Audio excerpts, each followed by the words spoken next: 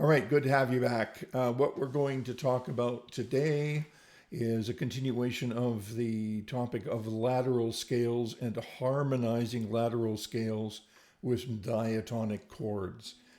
So the lateral scale that we've been talking about is the C major scale. Today we're just going to take a look at it on string set 1 on the first string.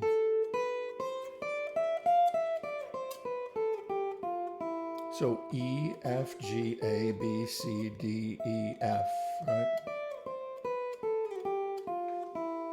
And before, in previous videos, we took a look at the C chord and the inversions. And the F chord and its inversions. And we sort of put them together, right? And up and down the fretboard. Today we're going to add the G7 chord. The G7 chord would be the 5 chord in the key of C. The 5 chord being built on the 5th degree of the scale. Now let's just take a look at that here with what we've got in the diagram. So we start with the C major scale, C, D, E, F, G, A, B, C, and so on, right? And we begin to build the chord of G7 from the 5th degree of the scale. So we have a G, a B, a D, and an F. Here we go, G, B, D, F, giving us this G, B, D, F chord, or the G7 chord. Now, if I were to play that voicing that's written in notation there, it would be stupid. You know, it's sort of a piano voicing. And believe me, I don't do a lot of changes with this kind of voicing. So we can eliminate a note, and without affecting the quality of the chord at all. And the note that we eliminate is the 5th degree of the chord, the 5 of the chord. So we have G, B, D, F, but what we're going to do is take out the D note. So now we just have G, B, and F, giving us a 3-note chord. Even though technically speaking, it's a 4-note chord, but we can take out that D, which is very common to do, giving us a 3-note chord. Okay, so this is what it would look like on the fretboard. Here's the first one, G, B, and F. All right. Here's the next, G, B, F, and G. And the next, F, G, and B. And then a repeat of the first one.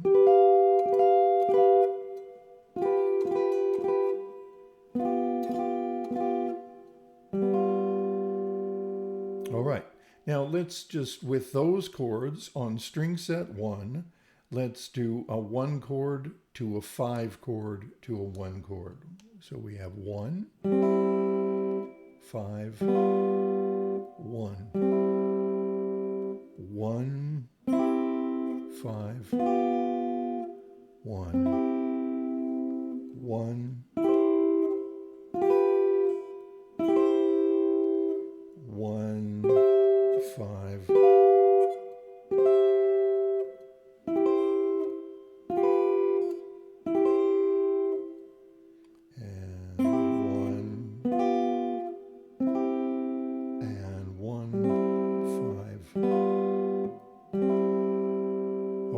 now let's expand that and take it to a 1, 4, 5, 1.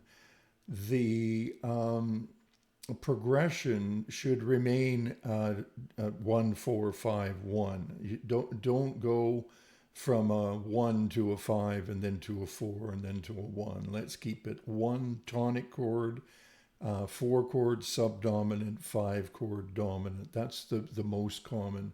And it's just a good idea to do that as you're practicing. 1 chord, 4, 5, 1. 1, 4, 5, 1. 1, 4, 5, and 1.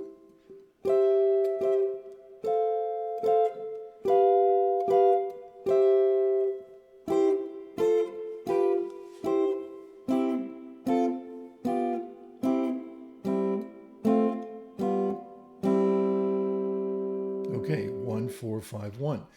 Now, if we try to add our scale, if we start, try to think linearly as well, let's see what happens. So we could do, if we did a 1, we have the E on top, and then the F chord, we have the F on top, and the G7, we have the F on top as well. And then back to the C, moving to the next position. We have G on top, A on top, and then we have the G on top again, and then C. And then we have C on top, C on top with the F as well, B on top, and then C, thinking, again, linearly as well as horizontally, as well as vertically or chordally.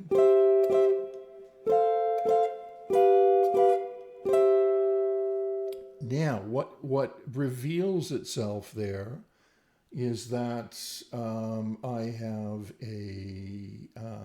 have a chord for the E note, I have a chord for the F note, I have a chord for the G note, right, and for the A note, and for the B note, and for the C note, and for the D note, I don't have a chord, right? I have to alter the C chord, for instance. I could alter the C chord and have it C add 9. But I don't have a 1 chord, a 4 chord, or a 5 chord without alteration for that D note, and so we have that D note here in one position in this case because we're just on one string.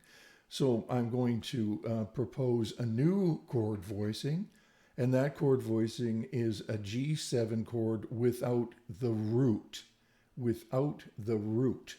and that's allowed. So effectively what we're going to have when we get to that D is a chord like this, a G7 without a root.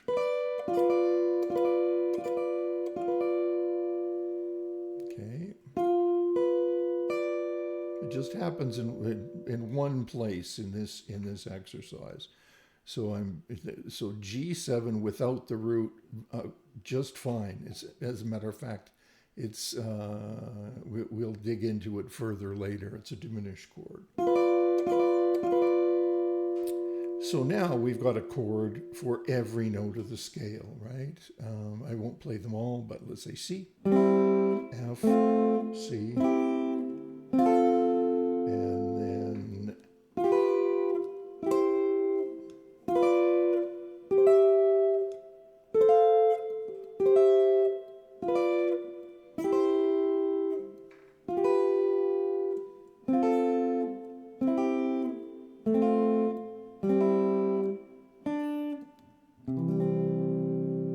all right.